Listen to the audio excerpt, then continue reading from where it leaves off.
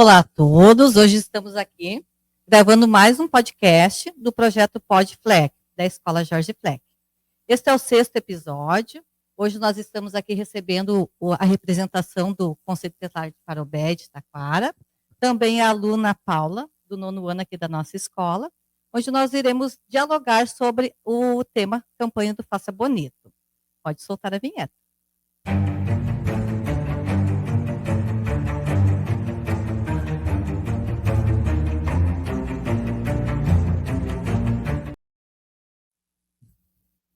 Então, agradecemos a presença de todos os nossos convidados, o Gilmar, a Silvia, a Débora e a Paula.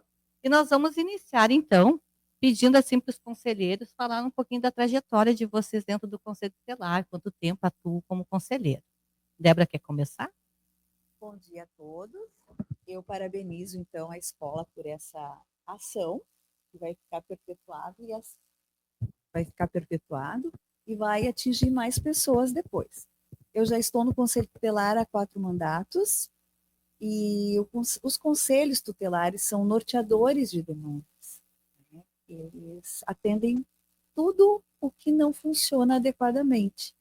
E 4 mandatos me proporcionou fazer ações, inclusive no Faça Bonito, que no primeiro mandato eu não tinha profundidade e o conhecimento que eu tenho hoje.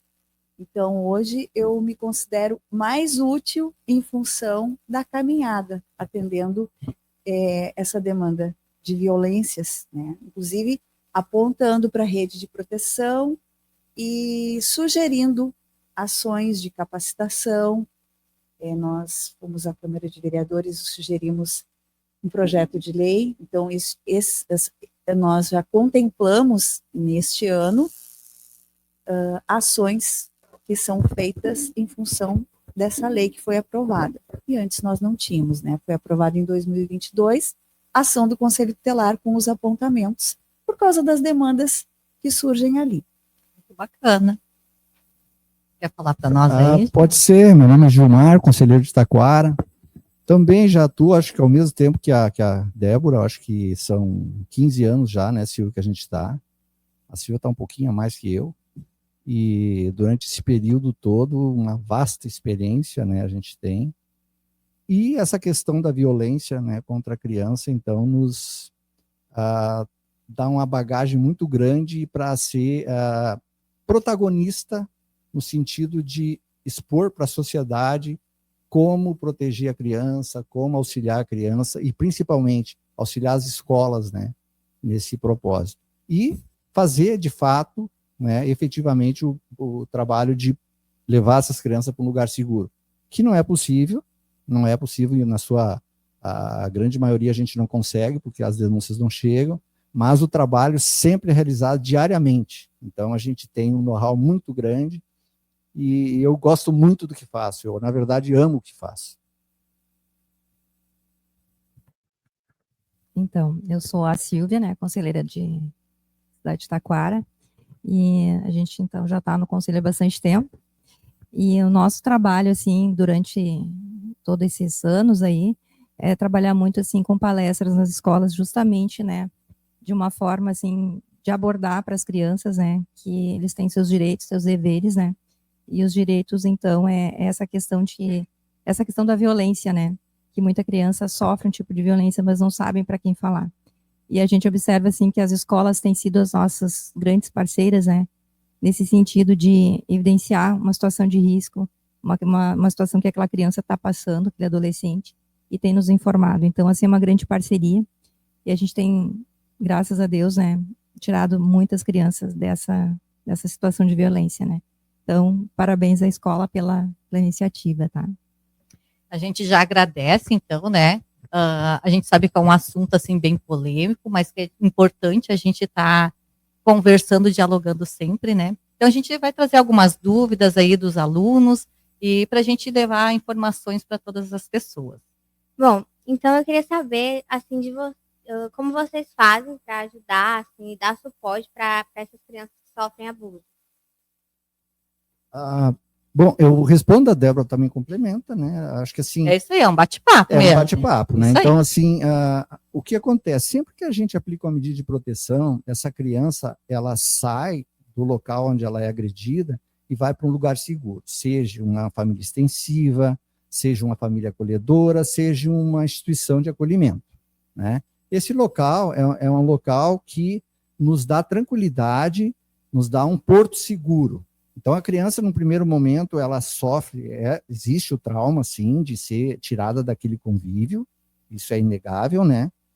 Mas quando ela chega lá, ela é amparada por vários profissionais, psicólogos, assistentes sociais e educadores, que vão dar, assim, uma atenção, até afeto mesmo para a criança. Então, esse cuidado a gente tem, sim.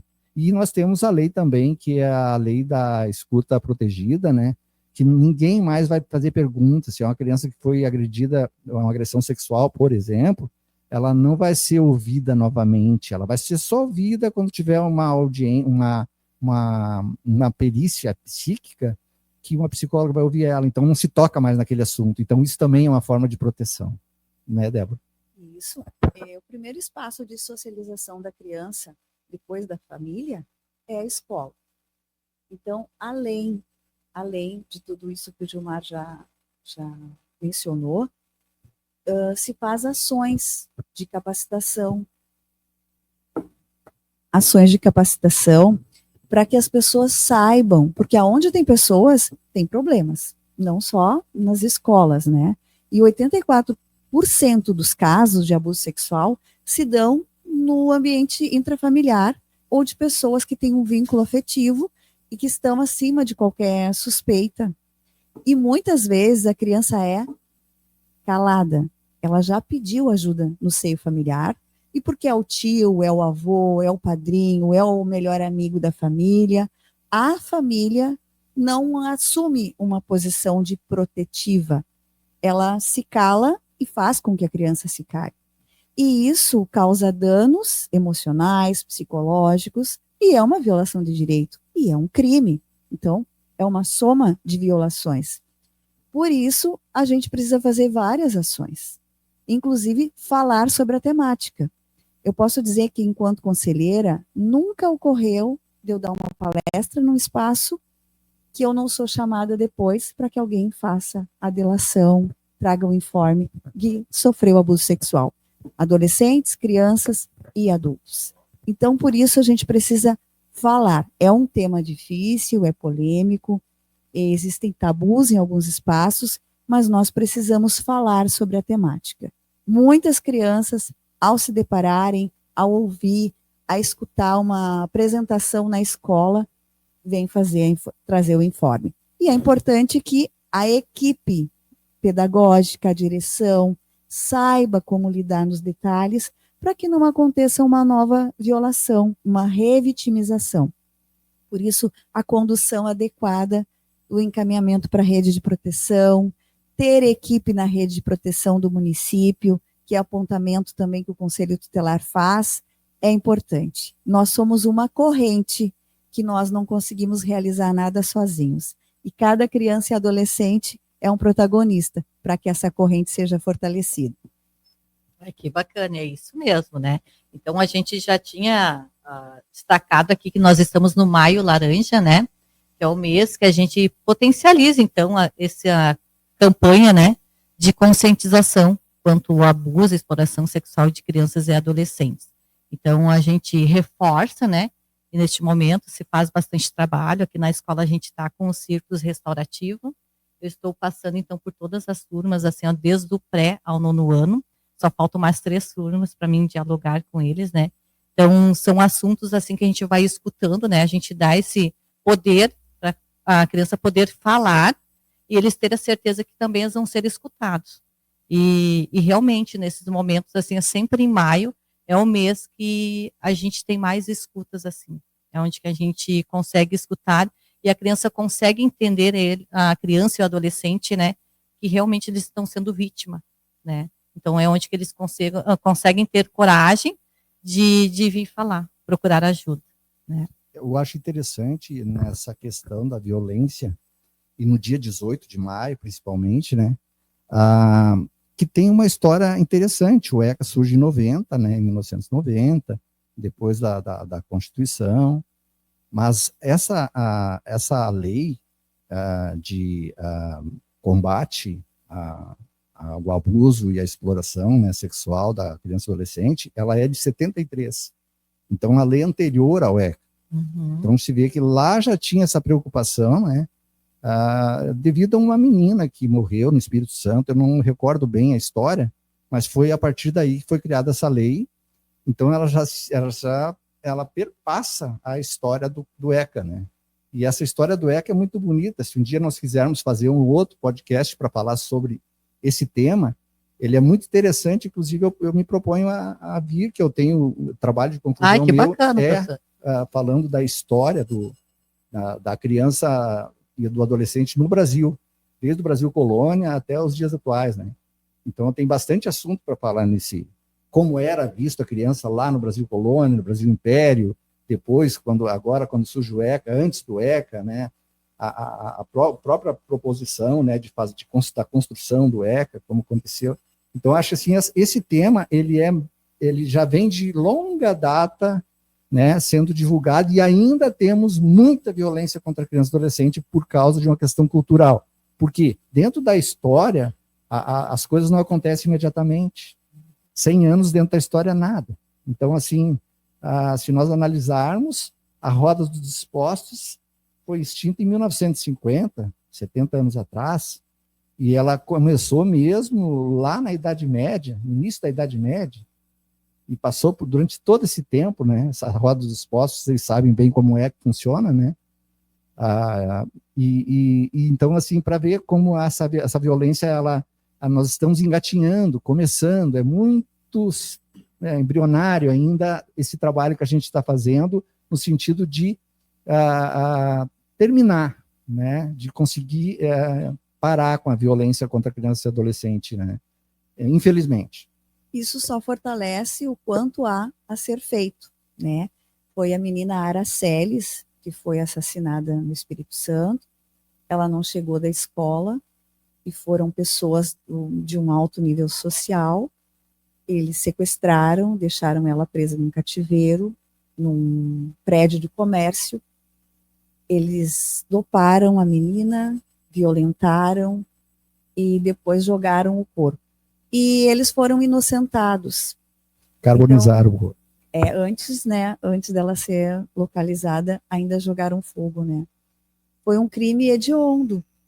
E o fato do desfecho, eles foram inocentados, movimentou um grande número de pessoas, que se mobilizou em todo o país, e a partir dessa mobilização se criou o 18 de maio.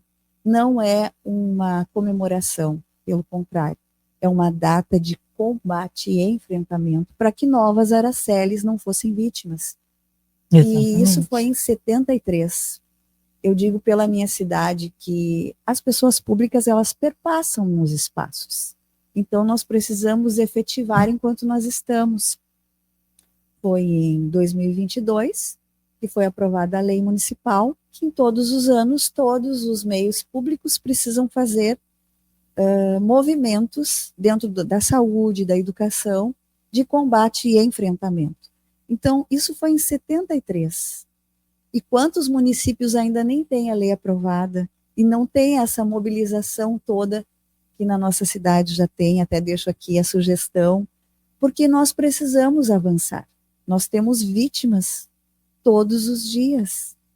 A nossa cidade tem 40 mil habitantes e tem semanas que a gente já tem 6 situações. O nosso percentual é 3 semanal, é muito grande. E a gente sabe que nem todos os casos são notificados. Então, há muito a ser feito, e todos nós, a comunidade, falar sobre, saber o que é abuso sexual. Eu escuto muito, não houve penetração, não foi abuso, ele só tirou a roupa, ele só passou a mão, ele só despiu. Tudo isso é abuso sexual. E nós precisamos saber disso e tomar providências, não nos calar, ser efetivos na proteção. É isso aí. Seguimos aí e as nossas perguntas estão fechando todas, porque a ideia é realmente esse bate-papo, que a gente tem assim essa linha de pensamento e levar todas as informações as famílias, porque realmente, às vezes a gente tem entendimento do que é um abuso, né? Mas quando a gente vai escutar de fato, né? Só o olhar ou só falar alguma coisa já tem o abuso, né? Não existe uma tentativa de abuso, né? Então a gente dá continuidade aí. Paula quer continuar com as suas perguntinhas? Então, eu queria saber, assim, qual a diferença entre abuso sexual e a exploração sexual, assim, qual a diferença? Bom, a exploração sexual, nós tivemos um caso muito recente em Taquara, que ele reverberou em todo o estado aí, que é do pedófilo, né? Na verdade, ali nós podemos caracterizar esse pedófilo como exploração sexual. Por quê? Porque ele fazia vídeos de menino e vendia esses vídeos, possivelmente, a gente não tem certeza ainda, porque ainda existe uma investigação sendo feita. Então, o que nós vemos como exploração sexual é justamente isso, né? E até meninas que são usadas para sexo, meninas de 14, 15, 16, 17 anos, né? Isso é exploração sexual.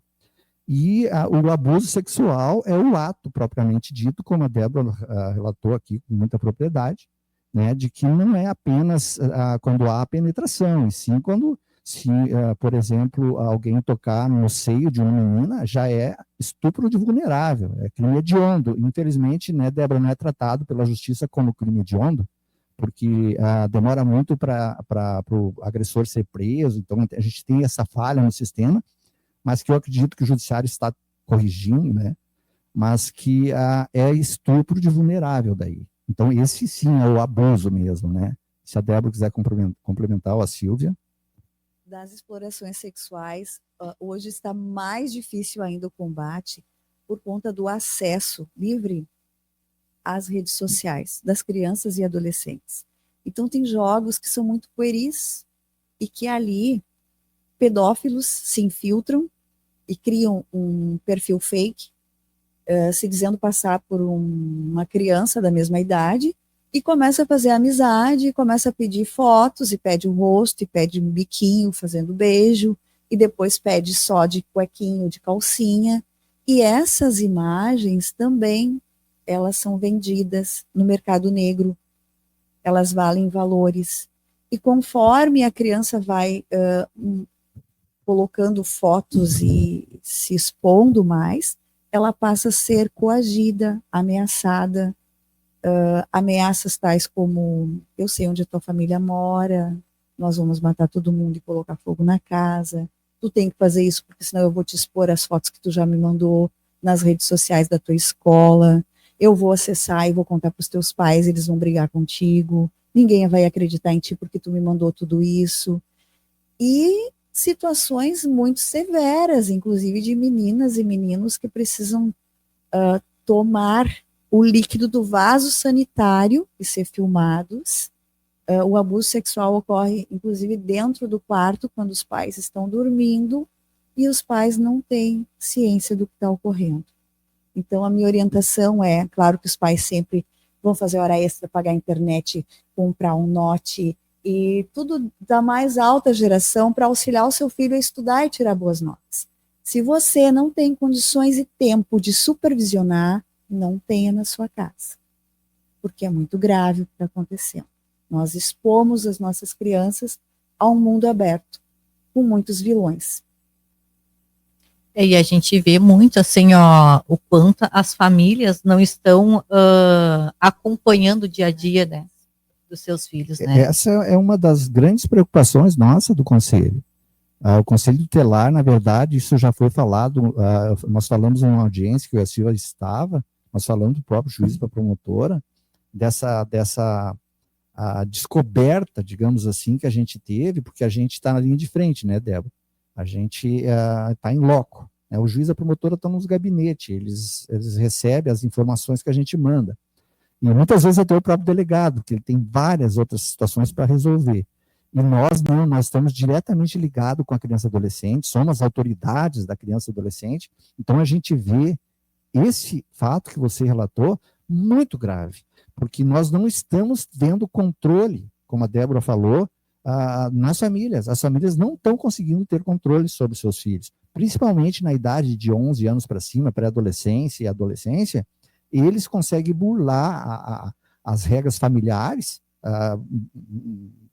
porque eles são muito mais informados, da tecnologia, muito né? mais informados sobre de como lidar, né? Muitas vezes é a minha filha que vai me ensinar a fazer alguma coisa aqui, né? Então, eles têm mais preparo para fazer esse tipo de coisa e as famílias não têm como controlar isso. Então, a gente vê isso como um sinal muito grave e não sabemos muito bem ainda como reagir a isso tudo.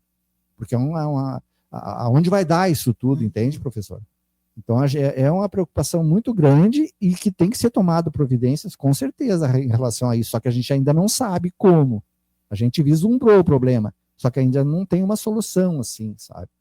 E a gente, quanto escola, sente isso diariamente, né? As crianças chegam gritando por limite, né? Porque, na verdade, eles querem um limite que eles não recebem em casa, né? Chega em casa, na escola, eles precisam ser orientados, né? Quanto a esses limites que não estão recebendo ali. Então, mas pequenas ações fazem a diferença no meio social, né? Palestra com os pais nas escolas. A gente precisa de políticas públicas que olhem para isso. Que o norteamento é o conselho tutelar, mas que os gestores escutem as demandas do conselho tutelar para fazer ações, e assim a gente vai minimizar danos. Porque quanto mais pais estiverem orientados de preservar o seu filho, se a gente alcança um aqui, um ali, é 2 a menos que vão ter os seus filhos vitimizados. Né? Ai, com certeza. Porque é sempre mais danoso a ponta quando a criança e o adolescente já está tomando medicação controlada, já está se mutilando, já está tentando suicídio, por uma coisa que poderia ter sido vista antes, por pais mais zelosos e cuidadosos. Com certeza. E aí, Paula, seguimos? E também, a gente estava falando, né, sobre isso, e como que a criança, não os pais, mas como que a criança consegue diferenciar, identificar se a pessoa é confiável ou é um abusador, porque muitas vezes a pessoa pode se fazer, o abusador pode se fazer de confiável, mas não ser. E é muito difícil, sabe, a criança, né, saber diferenciar. Eu queria saber como que a criança consegue diferenciar, assim. A criança não consegue diferenciar, mas a criança não pode ter segredo. O abusador sempre vai pedir segredos. Não conta, não conta. E ela precisa, na dúvida, ela precisa acessar alguém de confiança. Contou para a mãe não tomou nenhuma posição porque é o padrasto, porque é o pai. Acessa uma segunda pessoa de confiança. Acessa a Dinda, acessa a coordenadora da escola. Não guardar segredo. A criança não tem que ter segredo com ninguém. Inclusive, os adultos pedem segredo, os protetores pedem segredo, isso prejudica porque confunde um pouco a mente da criança. E ela naturaliza o segredo e pode que uma pessoa, se usando de má fé, um pedófilo, um abusador, peça segredo. Outra característica é que a criança sempre vai ser acessada num espaço onde não tem ninguém. Sempre em segredo. É num espaço físico, onde não tem outras pessoas que vão visualizar, pessoas que às vezes estão acima de qualquer suspeita, que dão doces para todas as crianças. O tio do doce é tão querido, mas ele dá o doce, ele chama uma criança por vez. Quantos casos assim? Ele sempre vai, ou é numa festa de família, que a criança fica na garagem com a pessoa que está assando a carne, todos os outros não estão ali presentes. Eu digo por causa do cotidiano, do que acontece. Sempre vai ser velado, porque o abusador, ele é inteligente, ele é esperto, ele sabe o que ele está fazendo. Ele é o acusado. A vítima é sempre vulnerável, e ele sempre vai tentar acessar a criança onde não tenha nenhuma outra pessoa. O que a Débora está falando é exatamente isso, é o que nós vivemos, né? É interessante que a nossa experiência aqui fala mais para qualquer estudo, né? Qualquer aprendizado acadêmico. E realmente, ele também faz ameaças, por exemplo. Então, uma criança de 8 anos, por exemplo, que sofreu um abuso desse abusador não levanta suspeita nenhuma, pode ser qualquer um, né? Como a Débora falou, ele vai ameaçar, olha, se tu falar alguma coisa eu te mato e mato a tua mãe. Como que a criança vai reagir a isso? Com muito medo e vai ficar quieta. Então, assim, a criança, como a Débora falou, além de não conseguir descobrir quando a pessoa é abusadora ou não, não tem como ela descobrir, coitadinha, ela é inocente, né? Ainda tem toda essa questão da opressão que ela vai sofrer posterior. Então, além de sofrer uma violência física muito grande, ela vai sofrer uma violência psicológica que vai eternizar a sua vida, né? Então, é muito grave e o combate que a gente faz aqui se torna pequeno, apesar dos esforços, né, de todos nós, se torna pequeno perto da dimensão do problema, né? É libertador falar. O ciclo de violência só vai cessar quando a criança conseguir contar. Então, para todos que estão ouvindo, que vão ouvir ainda, tem que contar. E é exatamente isso, assim, a gente sente, né, porque a gente trabalha na escola e na educação há tanto tempo, e sempre que a gente escuta algum relato de algum aluno, assim, ó, quando fala, a gente sente que, tipo assim, sabe, consegui. Uma coisa, assim, que eu acho importante também, a gente ouviu, né, casos de meninas que muitas vezes, desde pequenininha, ela é criada nesse ambiente de que para ela é normal o padrasto chegar e passar a mão nela na hora do banho, de tocar nela, enfim, né, de fazer carinhos que para ela entende que é carinho, mas não, é uma violência, né? Sim. E ela se cria desde pequenininha e ela vai para a escola. Na escola, muitas vezes aconteceu conosco, assim, em palestras, que a gente começar a abordar esse assunto e aí dá um estalo naquela criança, assim, poxa vida, mas então tudo isso que aconteceu e acontece comigo desde pequenininha é errado, eu estou sendo vítima. E é nessas palestras a gente sempre acaba, como disse aqui a Débora, né, evidenciando uma situação de violência, né, sexual.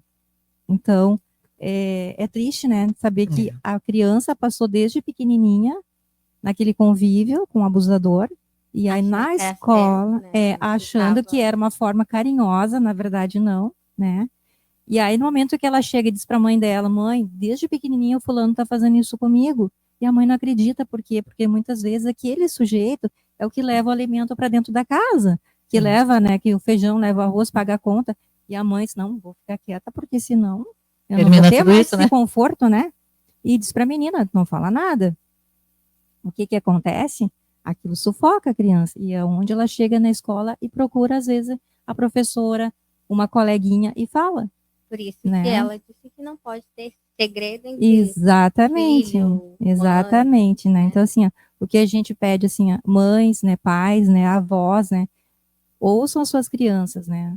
Não duvidem delas, porque criança, eu vou dizer assim, criança não mente. Criança é muito verdadeira. Exatamente. Então, a gente, dialogando aí, a gente já percebeu que em casa, né, é um dos locais que acontecem muitos abusos ali, até porque eles acreditam que estão num ambiente seguro, né, e deveria ser de quem protege, né, está causando abuso. Na opinião de vocês, o espaço da escola é um espaço, assim, que as crianças se sentem seguras? É o espaço de proteção. A escola, para nós do conselho, é o espaço mais seguro que a gente tem.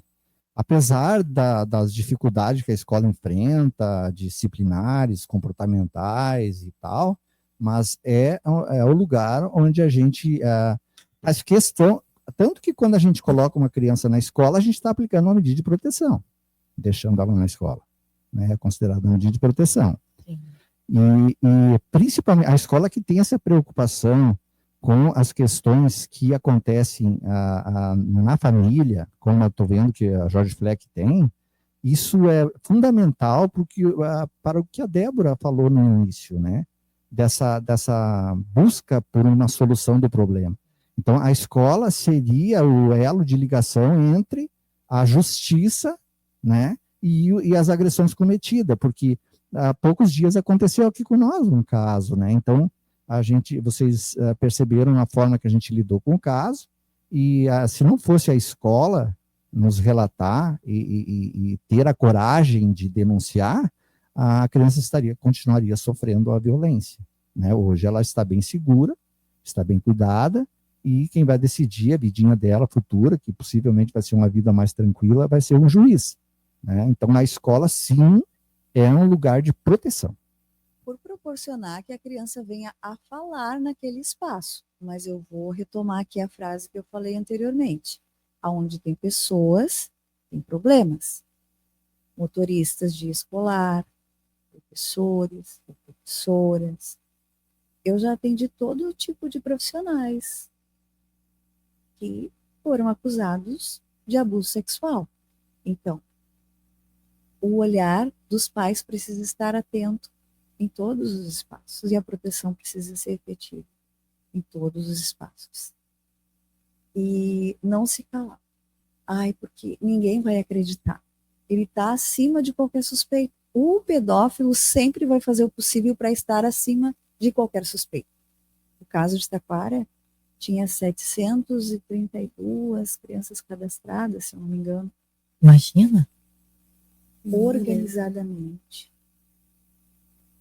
E ele foi um dos. Tá, e ali só para a gente entender, foi descoberto, né, por causa de uma denúncia. Quem é que denunciou? Foi uma criança, uma família? Muitos outros que não tinham denunciado, depois denunciaram. Então, para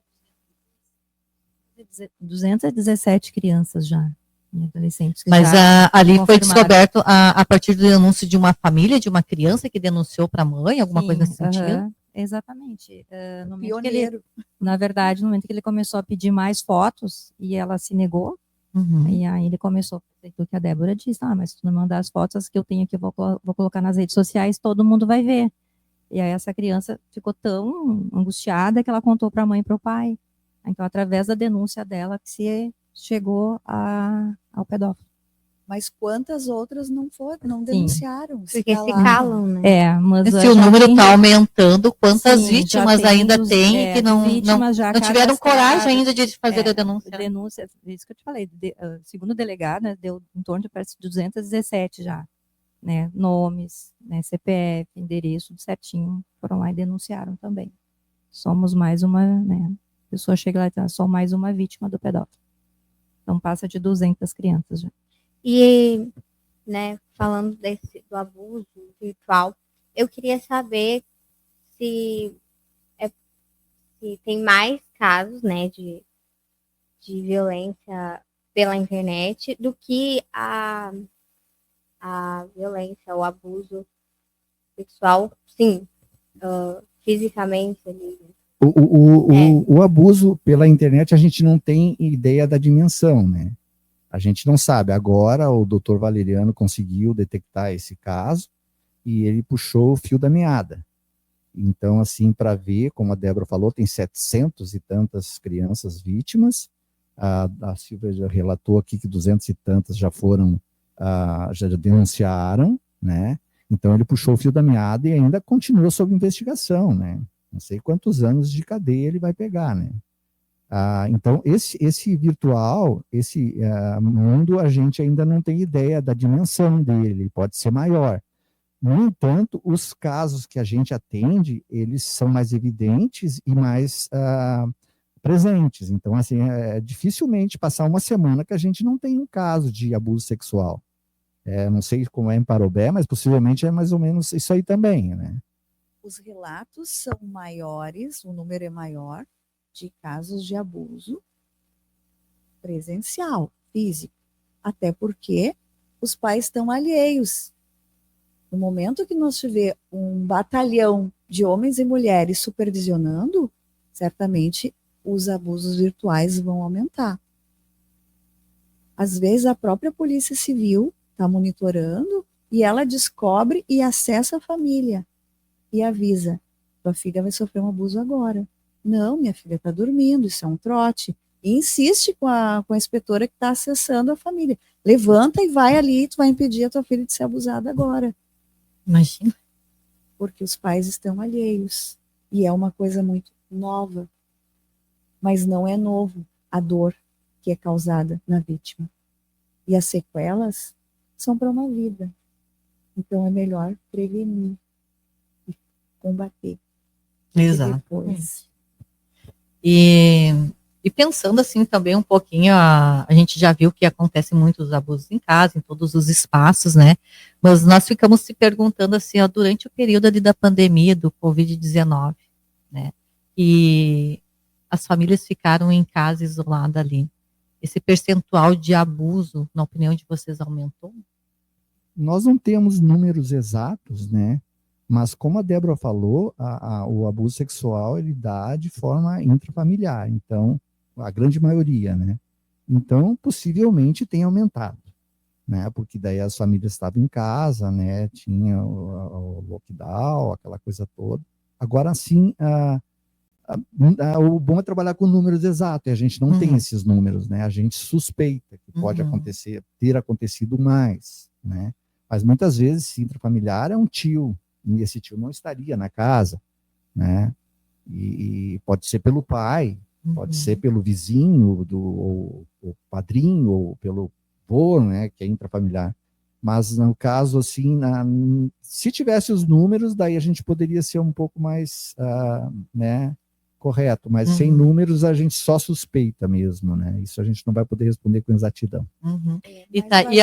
Mais baseado no crescimento das violências sistemáticas, porque houve mais violências porque as pessoas ficaram mais concentradas. O pai de família não saía, né? A mãe não saía, às vezes a mãe é agressora, o pai é o agressor, se aumentou o número de violência de uma forma geral. E as violências sexuais provavelmente estão nesse rol do aumento também, ainda que não foram denunciadas, né? E atualmente, o que vocês podem nos falar, assim, do que é casos novos que aparecem, assim, ou seja, diariamente, por semana, ou mensalmente, assim, chega muitos casos para vocês de notificação de abuso? Sim, como a Débora falou, são muitas denúncias, né? E algumas a gente consegue detectar e, claro, nós não somos peritos, né? A gente encaminha, sim, né? A gente denuncia, sim, né? E o procedimento até para a população entender, para a comunidade entender, vendo o caso, a gente suspeitando, a gente vai fazer a denúncia, a gente vai falar para o responsável, outro, né, na verdade. Por exemplo, a agressão partiu por parte do padrasto, a mãe é obrigada a fazer a denúncia. A gente leva até a delegacia, ela vai ter que comunicar o fato. Se ela não comunicar, nós comunicamos e aplicamos a medida de proteção, deixando a criança aos cuidados de um familiar de confiança, entre aspas, porque a gente nunca sabe, tem certeza, ou no abrigo, né? E aí, esse é o procedimento que a gente faz, né? Mas as denúncias, elas estão ocorrendo o tempo todo, né? E a gente averiguando até onde tem fundamento, até onde não. A gente não é nós que vamos averiguar, nós vamos denunciar. E aí o resto é feito com a perícia, né? Que vai dar, que tem a perícia do ML, que vai então fazer vai dar estudar toda a situação, vai fazer uma consulta e ver se a menina tem o rompimento do ímen, né? Se teve conjunção carnal, que seria a penetração. Depois disso, ela vai passar por uma entrevista com a psicóloga, né? E que é um perito psíquico, que é do CRAI. O referente de vocês é Porto Alegre, né, Débora? Nós é Osório. Canoas, né? Nós é Osório. Então, a gente leva lá para essa consulta psíquica, e aí ali a gente vai evidenciar daí se tem ou não. Tendo, a pessoa vai ser condenada. Muitos estão pagando 20 anos de cadeia, né? Alguns menos, alguns mais, mas é mais ou menos isso, esse é o procedimento, né? Isso que acontece. Mas para a comunidade precisa ficar evidente. Eu não tenho certeza, então eu não vou fazer nada. Está errado. Você ouviu, tem uma suspeita, a suspeita precisa ser encaminhada. Se você não quer ligar para o telefone do Conselho Tutelar, não quer ligar para o 190 diretamente para a Polícia Civil, tem a opção do Disque 100. Disque 100 é anônimo, ninguém vai te interpelar, mas é necessário efetuar o informe, porque a sua informação você pode estar sendo o quinto adulto que fica sabendo e ninguém protege essa criança. A investigação vai ser feita num outro eixo, que é a Polícia Civil. Você tem o dever de informar. Não é você que tem que julgar, você tem que se despir tirar essa roupa assim do teu conceito. Não, ele é tão ele é tão gente boa. Não, ele é o provedor da família, eu vou destruir a vida do cara, não vou fazer a denúncia. É muito comum. Todo mundo acha que é crime hediondo, eu ouvi, tem que matar mesmo. Mas, quando é alguém do seu núcleo familiar, muda completamente, a pessoa não denuncia. A comunidade precisa ficar sabendo de uma suspeita e efetuar o informe. Não quer se envolver em nenhum meio, né? Polícia Civil, Conselho Tutelar, Brigada Militar, diz que sim, mas efetue a denúncia. Todos os abusadores, eles são sedutores, eles são cativantes. Primeiro eles vão conquistar, eles vão se aproximar, eles vão minar o núcleo familiar, e principalmente a criança e adolescente. Eles se especializam, inclusive, profissionalmente, para estar onde tem crianças e adolescentes. Tem pessoas que trabalham como voluntários para estar próximos de crianças e adolescentes. Esse rapaz, que é pedófilo, era voluntário. É sério. E fica o alerta, o sinal, né? Atenção, sempre piscando. Proteja. Não é exagero. Quando se fala de proteção, não é exagero.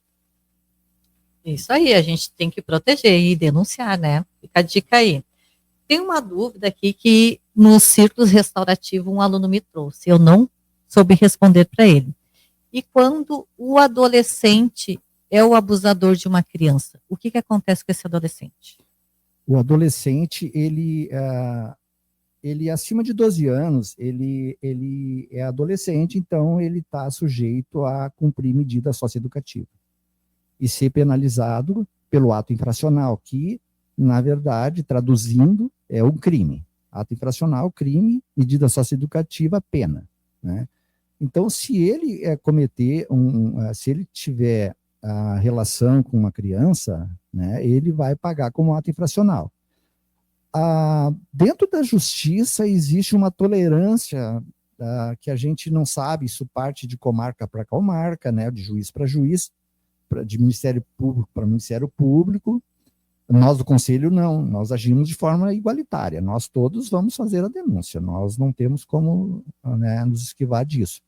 Mas ele vai cumprir sim a pena. O ato infracional é a mesma coisa que um crime, então ele vai ser encaminhado como se fosse um adulto, dependendo da gravidade do problema. Por exemplo, se o menino de 16 anos, que é adolescente, ter relações com uma menina de 8 anos, é estupro de vulnerável igual. Então ele vai pagar uma pena sim, pode até cumprir uma pena dentro da casa, né?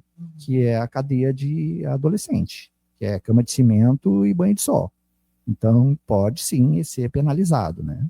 É só o espaço físico que é diferente do adulto, né? Porque a casa é a instituição onde são encaminhados os adolescentes de ato infracional. Mas fica a dica para os adolescentes que costumam dizer: não dá nada.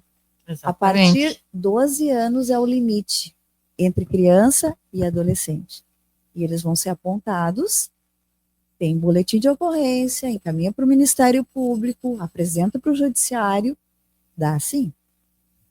Para concluir também, a gente sabe que tem meninas de 12, 13 anos, né, que namoram um menino de 15, 16 anos, tem relação sexual, né, porque ambos quiseram ter relação, mas a lei, né, diz que até 14 anos é considerado abuso, então não pode, né, e a família tem a obrigação de denunciar esse adolescente, porque muitas vezes o que acontece? A menina, vários casos, a menina fica grávida com 13 anos, e quando ela vai na UBS para começar a fazer o pré-natal, existe uma lei bem clara que diz que até 14 anos é considerado estupro, e tem que ser feito um registro na delegacia, e para essa menina passar a ter, então, um acompanhamento, né,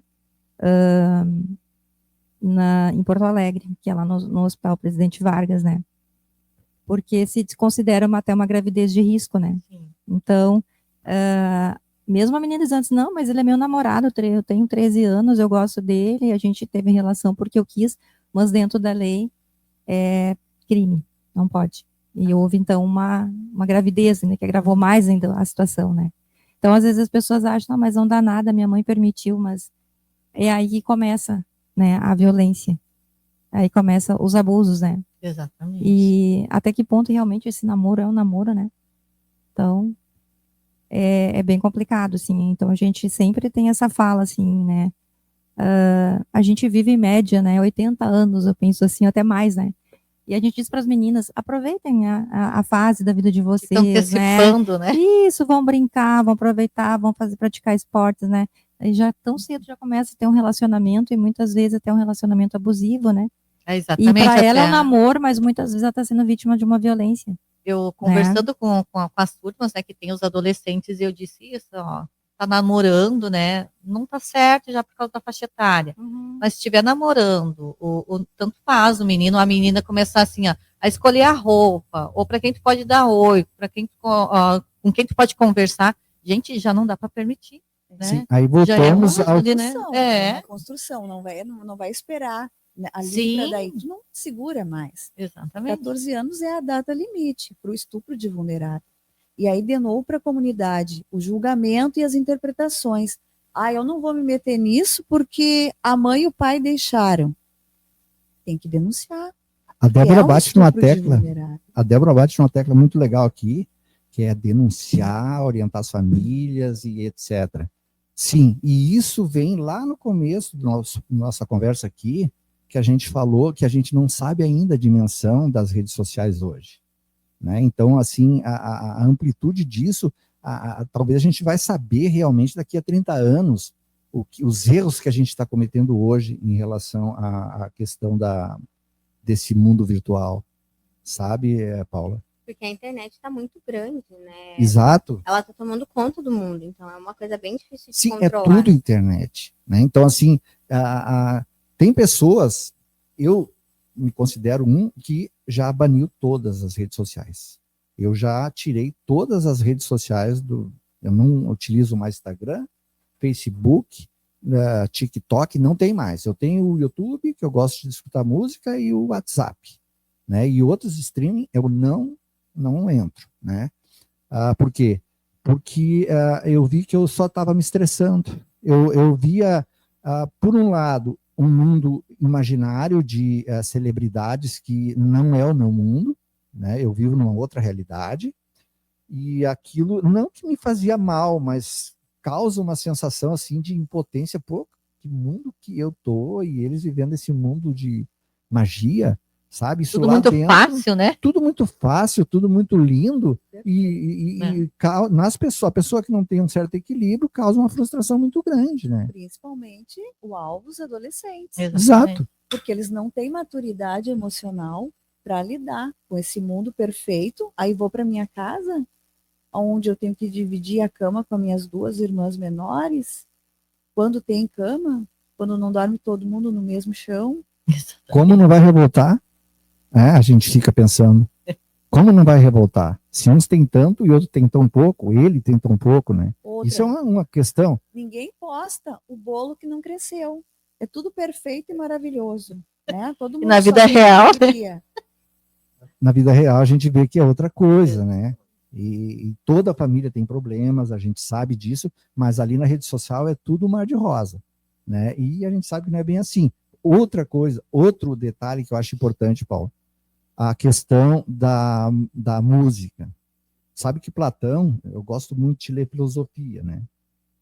Platão dizia, você é o que você ouve. As pessoas são o que ouve. Então, essa vibração que tu tem em relação à música, por exemplo, seja ela música de coral, a Débora é evangélica, Sim. Né? É lindo ouvir um coral da música das igrejas. Se vocês parar para ouvir, é uma coisa divina. Parece que eles estão assim incorporados de alguma santidade, alguma coisa nesse sentido, né? De tão bonito que é. Eu gosto de rock and roll, mas o rock bom, né? E aquilo é bom também. Gosto de música clássica. Hoje o que toca no TikTok, o que é? Paula? A sexualização dos exato. adolescentes O que no toca? TikTok. É funk. É funk, e funk com uma letra que, nossa, deixa os pré-adolescentes, os adolescentes, uma anticultura, eu diria. uma Milhões em anticultura. valores têm sido investidos para a destruição, a sexualização precoce do adolescente. Quem Eles, está ganhando com isso? E a música boa se tinha antes, quando se falava do canarinho, da natureza. Já passou, mas assim, ó, eu vou beber, cair, levantar. Eles cantam, eles estão ali, né, afirmando aquilo para a vida deles. E repete Que sempre a valores? mesma coisa, né? Que É valores uma, duas têm? frases e só repete aquilo ali, né? Fica afirmando o tempo inteiro. Os valores precisam ser avaliados. E as letras das músicas é sempre assim, rebaixando as mulheres, né? Então, Sim. assim, a mulher é um objeto sexual nas letras. e o pior é que, tipo, as meninas, elas cantam essas coisas, elas dançam essas coisas, Isso, só Paula. que, na verdade, tá rebaixando elas mesmas, né? Exatamente. Ele Isso tá lá pisando nela e Uhum. eles estão cantando essas músicas. Uhum. Ter Sabe? senso crítico, né? Não é porque todo mundo está dizendo que sou a cachorra e fazendo a dança da garrafa. Gente, é o cúmulo.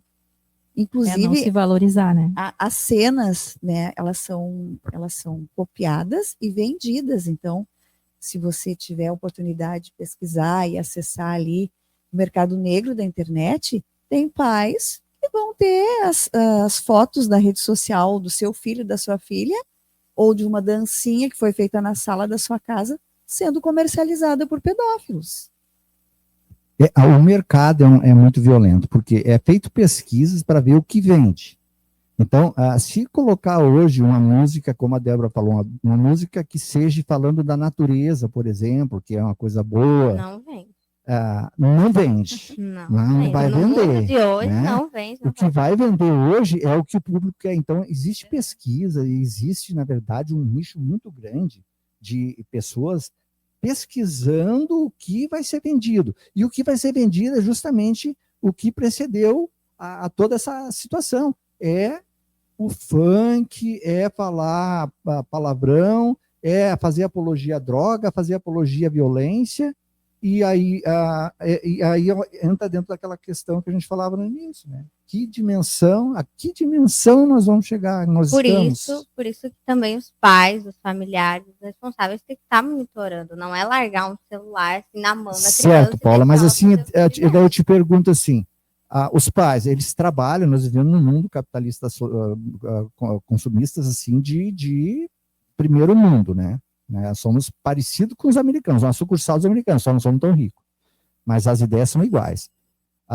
E não estou falando de ideologia aqui e não tem nenhuma ideologia formada, tá? Não é isso que eu quero dizer, mas o que eu quero dizer é que isso existe sim.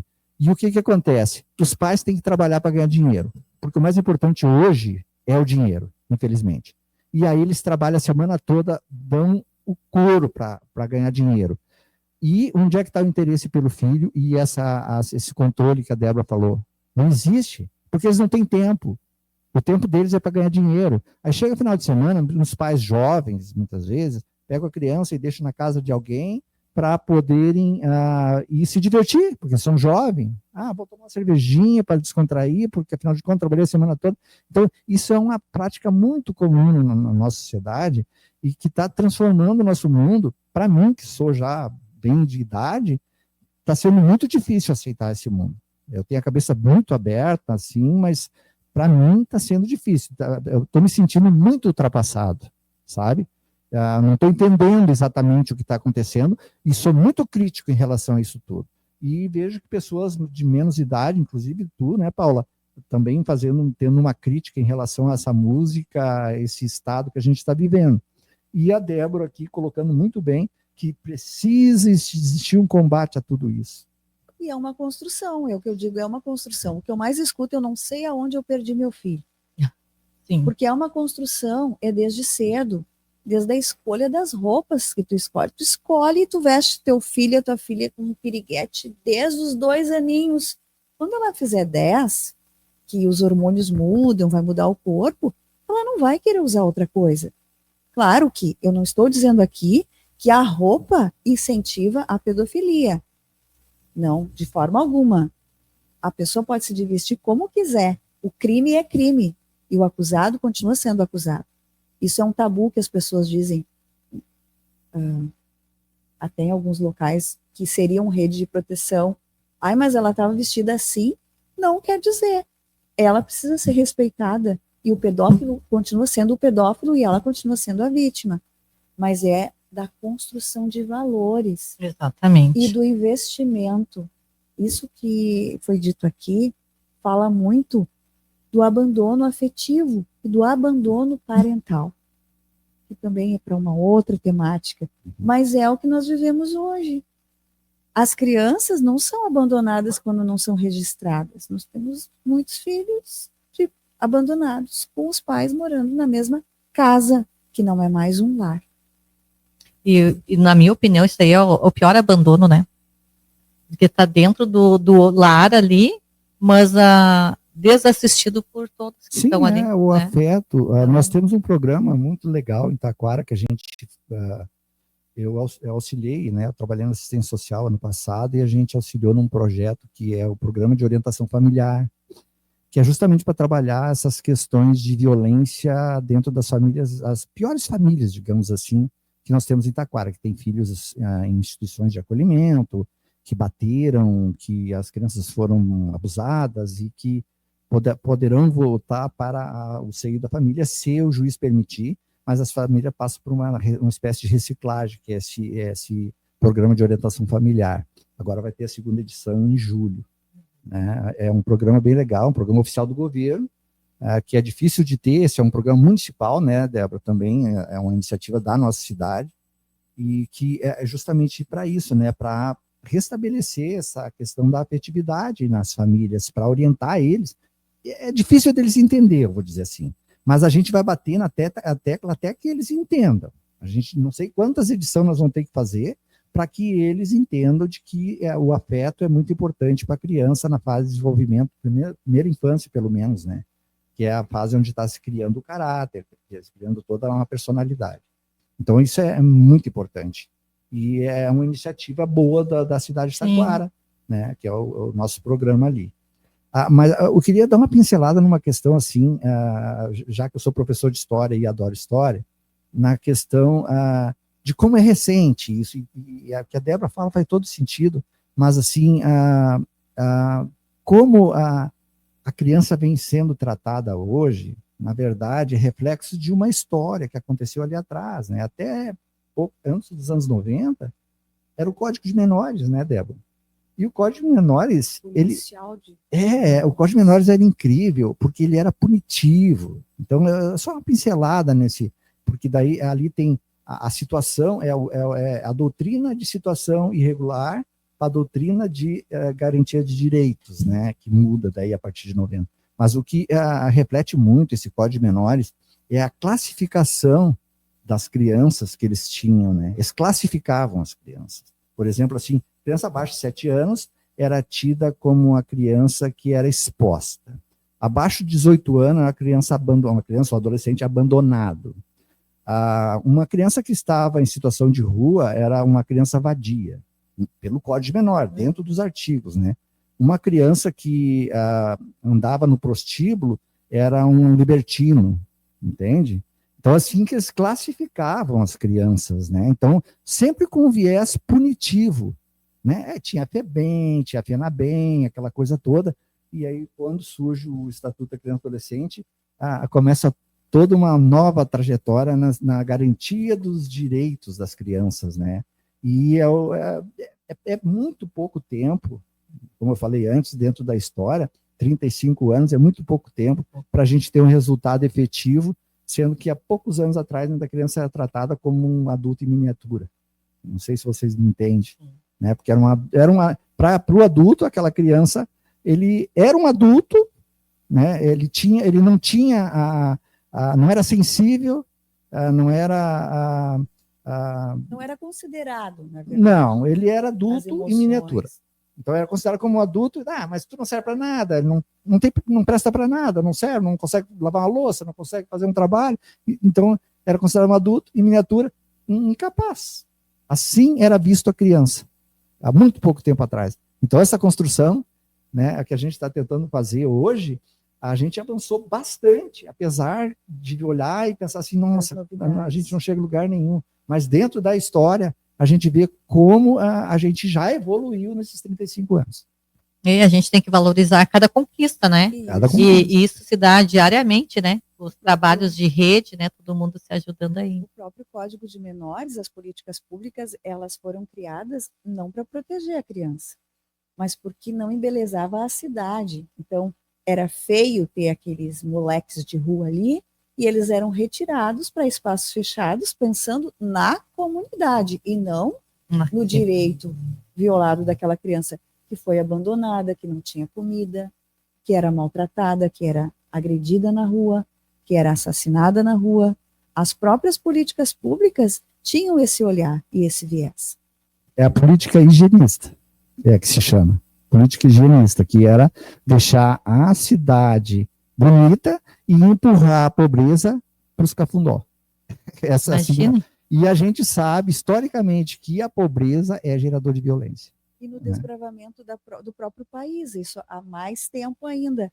Eram escolhidas crianças dos orfanatos, eles colocavam inúmeras, um número muito grande, nos navios, porque elas comiam menos e trabalhavam tanto quanto os adultos, eram estupradas nos veleiros e jogadas ao mar. Então, isso é cultural. E de fácil reposição, que eram os grumetes. É muito interessante essa história do Débora. Os grumetes, eles tinham um custo muito pequeno, eles eram vendidos pelas famílias de colonos na época por um valor pequeno, porque a concepção de criança que tinha, logo vem outro, entende? Sim. E vendiam para eles, os marinheiros, os marujos, abusavam sexualmente dos meninos, isso acontecia muito, sendo que não haviam mulheres nesses veleiros, que nas naus, o que existia eram muitas meninas, essas meninas vinham da Europa, ou iam para a Europa, só que eram protegidas. Por quê? Porque elas eram vendidas a preço de ouro, entende? Elas eram protegidas, elas não acontecia nada, elas não eram violentadas dentro da nau, enquanto que os grumetes, os meninos, serviam para os marujos como um objeto sexual. Até uma das nossas perguntas era essa, assim, o abuso, até para as famílias ficarem atentas, assim, acontece só com meninas ou com meninos também? O número é menor em meninos, mas está crescendo, né? Então, sempre houve meninas e meninos. E as violações contra a criança, estudando um pouquinho de história aqui, a gente vê que é perpétuo. Exatamente. E outra dúvida nossa também, assim, é quanto à faixa etária. Qual que é a faixa etária, assim, que se tem alguma, assim, que tem um percentual maior, assim, de abuso? Olha, o que a gente vê muito, assim, é a menina quando ela está prestes a entrar na puberdade, sendo abusada. Não dá para dizer com certeza, né? Porque a gente vê bebê sendo abusado, sim, né? Então, é de tudo. Mas o que nós atendemos muito e nos choca muito é a menina de 8, 9 até 10 anos, né, Silvia? Assim, a gente percebe que tem vou dizer, uma preferência desses crápulas por essas meninas, assim, né? De 9 a 14 é o maior número, né? Teve uma ação na semana passada de violência contra a mulher, e foi os dados que foram passados ali pelas profissionais. De 9 a 14, o sexo feminino. Mas existem de todas as idades, bebês, como foi dito aqui. E também meninos. Então, os pais não devem, porque tem um filho menino, descuidar porque ele é menino. A ideia é essa, assim, Eles alertar as famílias, né? Um pouco também. Cuidam tanto da menina, mas não tem um olhar para o filho, né? Com o filho não vai acontecer nada. Acontece e também. Além dos abusos, que é por um pedófilo, um agressor, tem a situação do acesso no telefone celular, né? E as crianças ficam sexualizadas. Eu tive depoimentos, assim, de donas de espaço onde cuida-se de crianças, tiveram que tirar as cabaninhas de crianças até 4 anos por causa da repetição de cenas sexuais, porque as crianças levavam o celular e assistiam filme pornô que os pais não permitiam, assistiam junto, e elas começam a reproduzir o que elas vivenciam em casa. Ou elas dormem no mesmo aposento e visualizam o pai e a mãe tendo sexo. Então, isso também é uma forma de abuso sexual. Exatamente, né? A família muitas vezes acha que não, mas é um abuso também, né? Com certeza, não tem dúvida. A gente já. Antes foi falado numa situação aqui de uma pergunta da Paula, quando acontece com um adolescente ter relação com a criança. E quando acontece de um menino de 13 anos ter relação com uma menina de 14, por exemplo. É complexo, né? Não é, Débora? O que aconteceu com nós? Então a gente ficou bem baratinado, assim, tipo assim, como que nós vamos proceder neste caso? O menino tem 13 e a menina tem 14, né? Estupro de vulnerável, podemos considerar? Então, assim, a gente ficou bem, foi bem difícil da gente entender. A gente apenas fez relatório, encaminhou para o Ministério Público a situação, né? Encaminhou para o CREAS, né? Que é um órgão que nos auxilia muito também. Mas acontece de tudo, para ter uma ideia. Então, assim, essas relações elas acontecem de todas as formas. Por causa dos acessos. Então, nós já estamos nos encaminhando para o final do nosso bate-papo aí, mas para deixar de alerta assim para as famílias, tem algumas dicas assim de perceber que a criança está sendo abusada, ou o que ela apresenta, alguns sinais que ela apresenta assim que a família pode estar observando e de repente assim ficar em alerta. São muitos sinais, mas não vou dizer que seja um sinal que a criança tenha que ela está sendo abusada. Sim, mas já para ficar esperta, sem ficar ligado. As meninas costumam algumas, usar roupas mais masculinizadas. Às vezes elas não cuidam tanto da higiene, porque se eu estou suja e feia, eu vou rechaçar o agressor. A mudança de comportamento, mais introspectiva, não interage mais na escola, não presta atenção, não brinca, não conversa tanto com a família, fugas de casa, as mutilações, são sinais de que algo não está bem com a criança e a maioria das crianças abusadas mostram esses sinais. Né? Perfeito, Débora. Em relação aos pais, até para deixar um recado para os pais de como agir diante de tudo que a Débora falou, e de outras violências também, né? De tirar tempo. Porque, assim, hoje em dia eu tenho certeza que todo pai, ele perde diariamente, no mínimo 1 hora no celular. Muitas vezes olhando coisas que não têm validade nenhuma. Porque o que tu aproveita do TikTok? 90%, se não mais, não tem expressão nenhuma, não tem informação nenhuma. Né? Então, para os pais fazerem uma mudança de hábito no sentido assim, eu vou deixar de assistir a rede social durante 1 hora, uma construção, como a Débora falou, uma mudança de comportamento. E essa 1 hora que eu vou parar de usar as redes sociais, eu vou me dedicar a conversar com meus filhos. Eu acho que isso é fundamental, então, para ele descobrir o que está acontecendo. Muitas vezes ele nem vai precisar fiscalizar, porque ele vai dar a devida orientação. Então, a dica que fica é essa, né? Deixar um pouquinho a rede social, não estou dizendo para extinguir, mas deixar um pouquinho a rede social de lado e pensar um pouco no filho. Sentar com ele, conversar, ver como foi o seu dia, transmitir, porque a gente muitas vezes ama o filho, mas nunca transmite, nunca diz eu te amo, abraça e tal. Então, transmitir esse amor, esse afeto que tem, né, que existe de fato. Mesa, né? Uma refeição à mesa. Porque se olha, tem situações de meninas de 8 meses de gestação que os pais levaram por dor nos rins e aí se auscultou o coração do bebê batendo. Eles não tinham percebido a gestação. Quanto essa menina foi olhar para o filho. Refeição à mesa, sem telefone, só as pessoas. O bem mais precioso da família são os filhos. Se eles crescerem com êxito e sucesso, tu vai dizer, quando ele tiver 19 anos, é meu filho. Se ele for um fracasso, tu vai continuar dizendo, é meu filho. e na memória afetiva da criança e do adolescente, quando ele for adulto, o que vai ficar foram o tempo, foi o tempo de qualidade, o investimento que o pai e a mãe deu, seja meia hora de tempo de qualidade. E outra coisa, tu trabalhar muito, tu trazer comida, comprar roupa, é a tua forma de amar. Mas a criança precisa ser validada com o amor de uma outra forma. Se tu não demonstrar de outra forma, ela não vai se sentir amada. E eles precisam ser pertencentes a grupos. No que falha a paternidade, eles vão ter um grupo da pedofilia, eles vão ter o grupo da pornografia, eles vão ter o grupo da drogadição, eles vão se autodestruir, porque eles precisam de afeto, de pai e de mãe.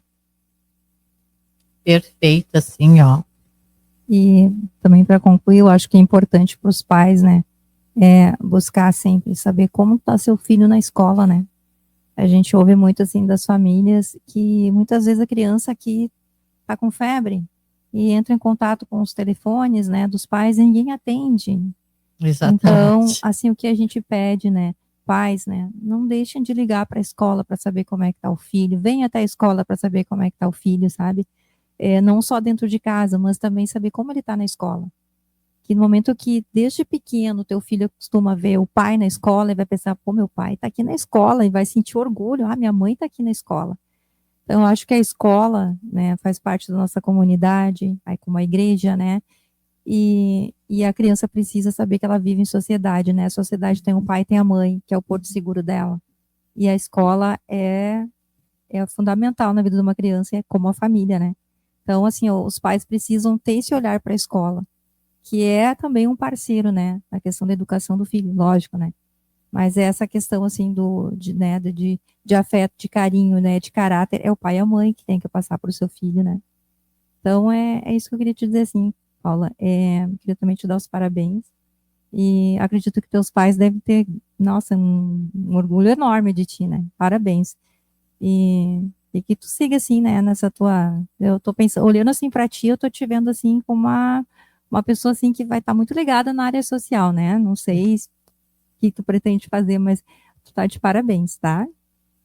Então, eu agradeço, né, ao Gilmar por estar aí conosco, a Silvia, a Débora, a Paula também, né, e deixando assim um recado para as famílias não esquecer que a gente tem que denunciar, né, as crianças denunciem, tem o Disque 100, como já foi falado, né, sempre procure um adulto para falar, né, daquilo que não está certo.